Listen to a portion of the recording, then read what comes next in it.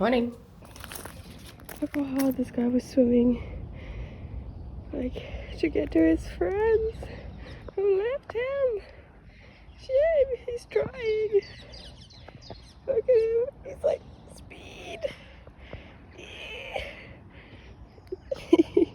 So, it is only the morning now. I just finished my run, finished showering, and I've already eaten 3 digestive biscuits. Look at this whole thing. I bought this yesterday evening. I really have a problem. Like, it's honestly really bad. So, I'm still loving my hat. Casual Friday, right? We can do it. We can wear it out, right? It's fine. Also, we're getting pizza tonight, and I'm so excited. Today, we talk about vitamin D and sunshine, because it's summer here, and it's been very sunny and shiny and nice. Today it's quite cloudy, but it was actually a really nice change of mood, to be honest. I'm enjoying, it feels like, okay, I'm gonna have like a cozy Friday in with my pizza, and I'm so excited about that. But I think the notion of change, that's what I want to dive into a little bit. Like, why does this feel different? Is it just because it's a big change? So yeah.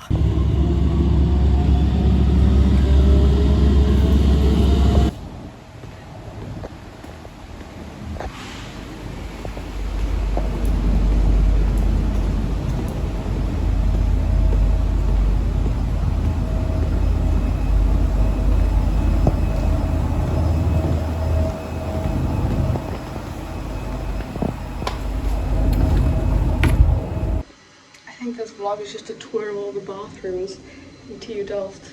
But these things are cool. Just checking in. Still going to talk about change soon, but it's almost the end of the day, and it's Friday, so it's 12:38. I'm actually counting down the minutes. I'm so hungry for my pizza.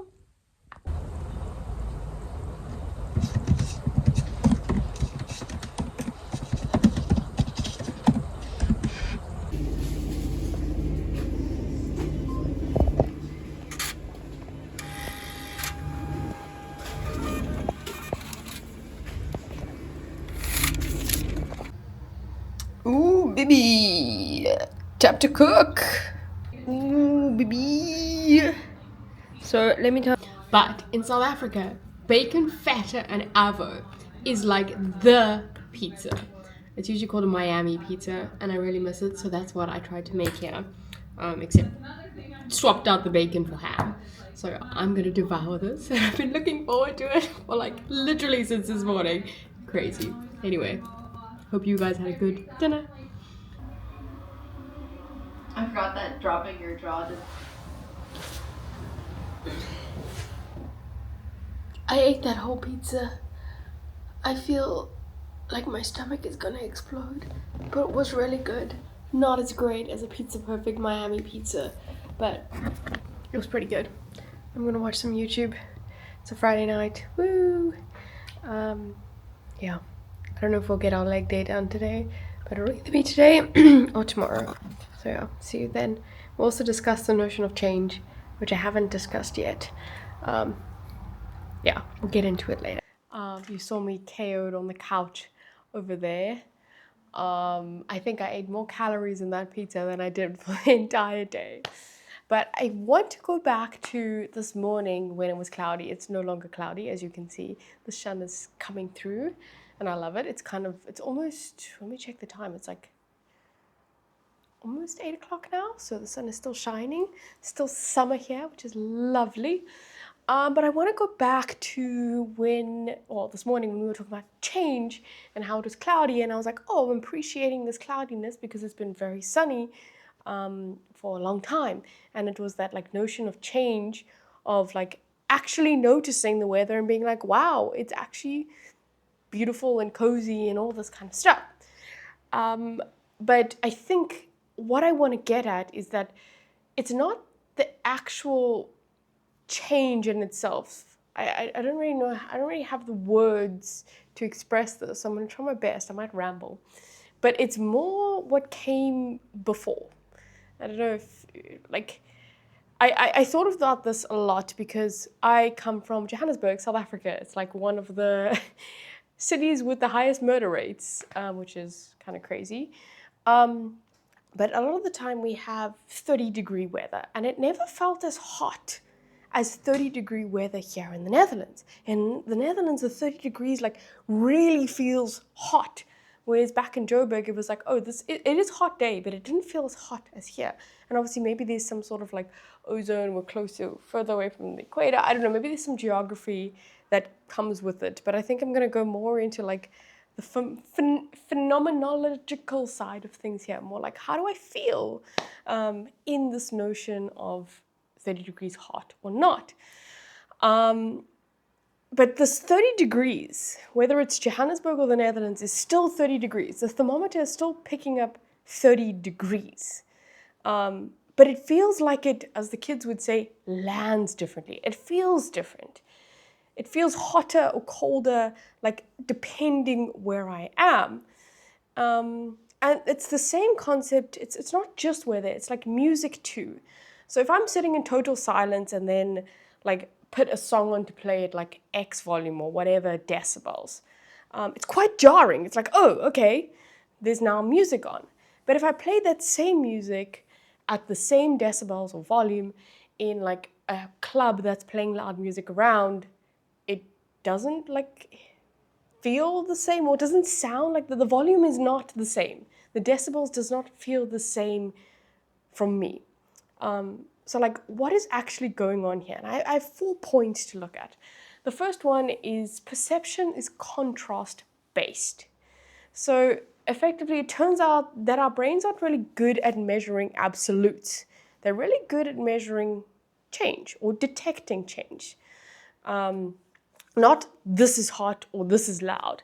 It's this is hotter than it was before or louder than it was back home.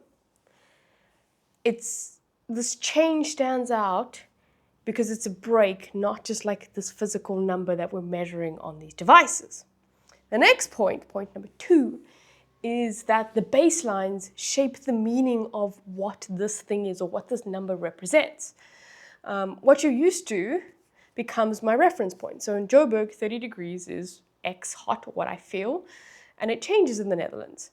So we can use a daily basis thing for like geography. Like if yesterday was 18 degrees, 30 degrees today feels like this crazy heat wave. But if I just came from like 40-degree weather in Dubai or something, and then I came back here to 30 degrees, it would feel a lot cooler, feel like some sort of relief. It's the same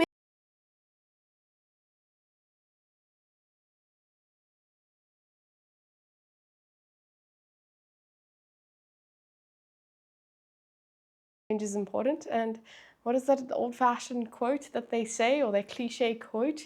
Change is as good as a holiday. Yeah, I think we should all embrace that. I'm gonna go have a shower now, and then I'll come back to you with a crazy thought experiment to dive deeper into this concept. So I'll see you then. Now, pajamas on. Oh, come closer.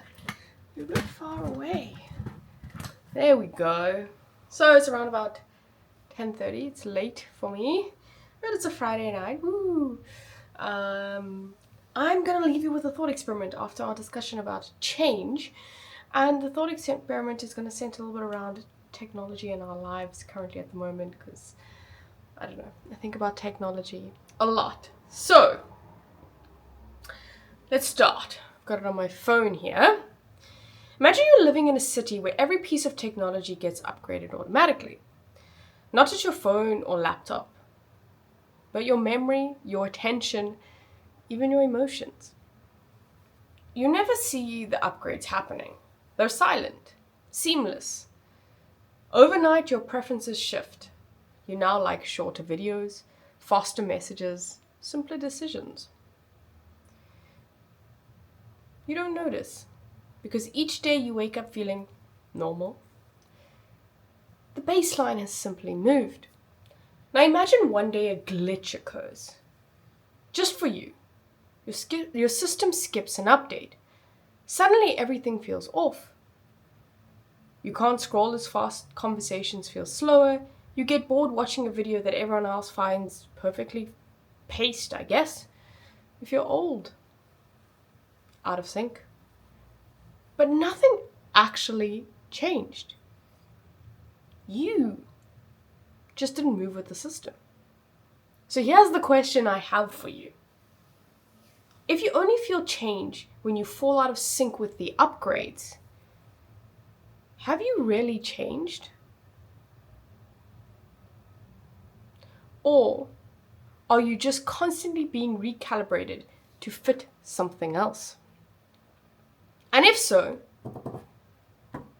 is technological change something that we actively choose, or something that happens to us quietly while we call it progress? So, I'm going to leave you with this.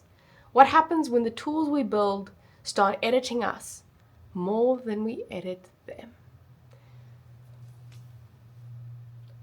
Now, I'm going to go scroll on TikTok. Actually, just Instagram Reels because I'm old. And not watch 5 seconds more. Don't watch anything more than 5 seconds of those videos. But I'll see you guys bright and early tomorrow. It's Saturday and got a little bit of an admin day, so sleep nicely.